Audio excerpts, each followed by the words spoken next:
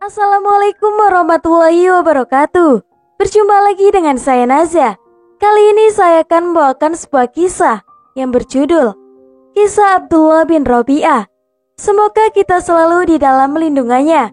Jangan lupa untuk klik like, komen, subscribe, dan bunyikan loncengnya agar kalian tak ketinggalan kisah menarik lainnya. Tanpa berlama-lama lagi, langsung saja kita ke kisahnya. Dalam hubungan suami istri, biasanya selalu suami yang mulai menggodanya. Hanya saja, dalam budaya timur masih sangat tabu, sangat berbeda dengan dunia barat yang selalu mengutarakan apapun yang diinginkan mereka terhadap pasangannya. Al-Haraiti mengatakan, Ammarma bin Watsima memberitahu Abdullah bin Rabi'ah adalah orang yang terkenal di kalangan orang-orang Quraisy sebagai orang yang baik dan selalu menjaga kehormatan dirinya. Namun, organ pribadinya tidak bisa berfungsi dengan normal. Sementara orang-orang Quraisy tidak pernah ada yang memberi kesaksian tentang kebaikan atau keburukannya dalam masalah ini. Lantas, Abdullah bin Rabi'ah pernah menikahi seorang wanita. Tetapi, hanya beberapa waktu berselang, istrinya lari darinya dan kemudian ke keluarganya lagi. Kemudian, Zainab binti Umar bin Salamah bertanya, "Mengapa para wanita itu lari dari anak pamannya?" Ada yang menjawab, "Karena wanita-wanita yang pernah menjadi istrinya tak mampu membuatnya mampu melaksanakan tugas sebagai istri. Tak ada yang menghalangiku untuk membuatnya bangkit. Demi Allah, saya adalah wanita berperawakan besar dan juga bergairah," kata Zainab. Maka, akhirnya Zainab menikah dengannya, kata Ibnu Qayyim al-Jauziyah. Kemudian Zainab selalu sabar meladeninya, dan akhirnya mereka dikaruniai 6 anak. Semangat suami bisa surut karena istri yang bersikap dingin dan menahan tangannya dari cengkraman yang mesra kepada suami. Sikap dingin ada kalanya karena rasa malu yang menguasai. Sementara ia sebenarnya berkeinginan untuk memperoleh kehangatan cinta dari suaminya. Tetapi seperti minuman hangat yang ditekatkan pada segelas es, gairah dan kemesraan suami bisa surut oleh dinginnya sikap istri dalam menanggapi usupan sayang dan kecupan cinta suaminya. Sebaliknya, seorang suami yang sulit terbangkitkan hasratnya dapat menjadi pria yang penuh kehangatan, karena istri yang tahu bagaimana menumbuhkan ketertarikan suami kepada dirinya saat melakukan jima. Wanita yang terbaik di antara kamu ialah yang membuang perisai malu ketika ia membuka baju untuk suaminya dan memasang perisai malu ketika ia berpakaian lagi. Manusia dikaruniai naluri dan kebutuhan jasmani yang sama di dalam diri manusia. Allah Subhanahu wa Ta'ala anugerahkan naluri beragama, naluri seksual, dan naluri bertahan. Naluri ini akan terangsang ketika ada rangsangan dari luar, berupa fakta yang bisa mempengaruhinya, dan dari dalam melalui pikiran dan imajinasinya. Dua fakta inilah yang mempengaruhi naluri manusia, apapun nalurinya dan siapapun manusianya. Ketika seorang pria melihat wanita lain, naluri seksualnya akan terangsang, muncullah ketertarikan kepadanya, meski pria itu sudah beristri. Terlebih jika intensitas interaksinya sangat kuat dan intens. Bab pepatah, rumput tetangga seolah tampak lebih hijau ketimbang rumput sendiri. Pepatah ini menggambarkan jika seorang pria yang telah menikah tertarik kepada wanita lain yang kelihatannya lebih cantik, menarik, dan lebih segalanya daripada istrinya. Namun, akan tetapi, faktor ketakwaan yang ada di dalam hatinya lah yang mengunci hatinya untuk tidak menoleh kepada wanita lain. Ketakwaan yang kemudian membentuk kesetiaannya, yang kemudian menentukan keputusannya. Rasulullah Shallallahu Alaihi Wasallam telah mencontohkannya dengan sangat baik.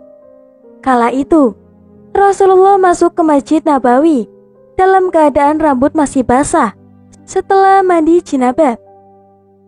Rasulullah pun bersabda kepada para sahabatnya, "Jika engkau melihat seorang wanita, lalu dia memikat hatimu, maka segeralah datangi istrimu. Sesungguhnya istrimu memiliki seluruh hal seperti yang dimiliki oleh wanita itu." Hadis riwayat At-Tirmizi.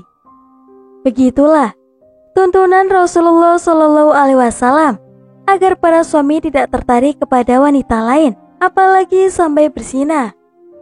Ketika dia mulai tertarik kepada wanita lain, maka pikirannya harus segera dialihkan kepada istrinya yang ada di rumah, karena di rumahnya Allah telah berikan wanita yang halal dan telah mengikatkan janji kepadanya. Wanita itu memiliki apapun yang dimiliki oleh wanita yang tadi, maka istri di rumah merupakan obat yang bisa mengobati ketertarikan suaminya kepada wanita yang lain. Bahkan, obat yang bisa menyembuhkan kegalauannya. Saat yang sama, istrinya pun harus mampu mengobarkan cinta suaminya, sehingga suaminya bergairah untuk memenuhi haknya. Begitulah yang dilakukan oleh Zainab binti Umar bin Salamah kepada Abdullah bin Rabi'ah, yaitu suaminya. Zainab dan Abdullah sejatinya masih mempunyai ikatan keluarga. Mereka merupakan saudara sepupu.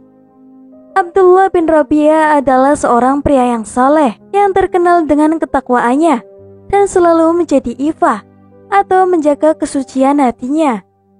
Sebelum menikah dengan Zainab, Abdullah telah menikahi beberapa wanita.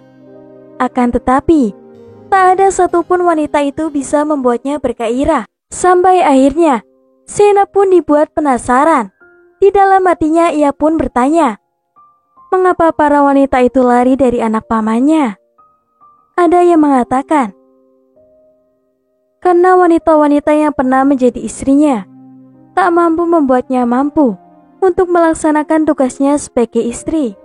Pernikahan dan buah hati sebagai buah dari ketelatenan didikan seorang ibu. Maka tak heran bila Zainab menjadi wanita pilihan dan kembang bagi pemuda Quraisy pada masa itu. Ketika usia Zainab menginjak 9 tahun, Abul As bin Rabi, putra saudara perempuan Khadijah yang bernama Hala bin Khuwailid, menaruh hati pada Zainab dan bersegera untuk meminta Zainab pada bibinya Khadijah untuk dilamar menjadi istrinya.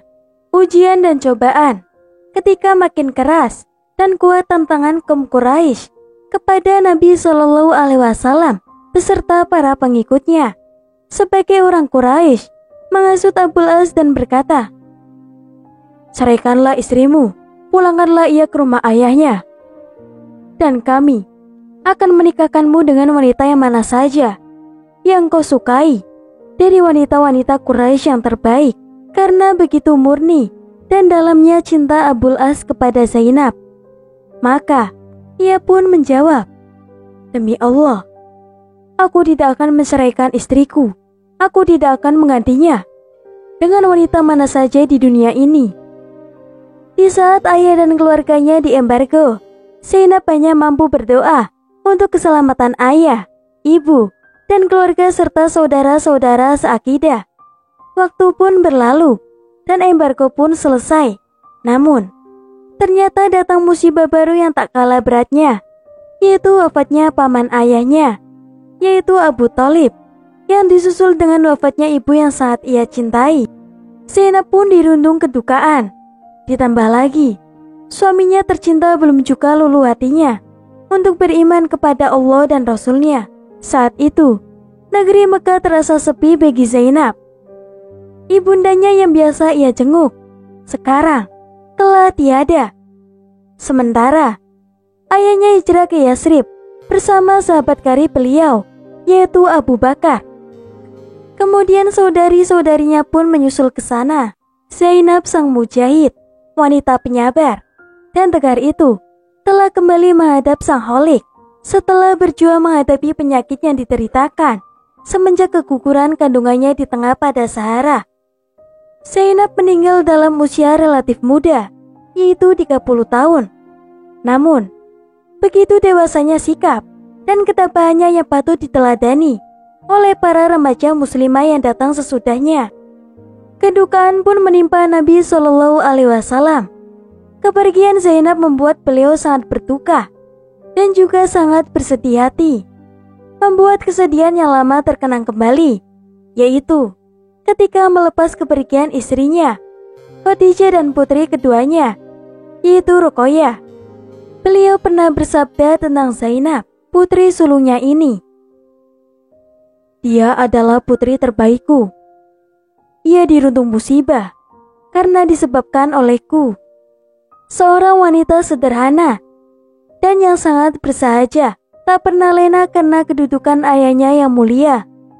Wanita yang tak pernah menyerah dan tak pernah berputus asa.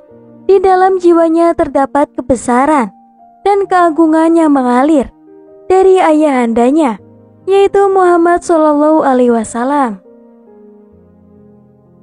Cukup sekian kisah yang dapat saya sampaikan. Semoga bermanfaat dan memberi pelajaran bagi kita semua. Akhir kata, wassalamualaikum warahmatullahi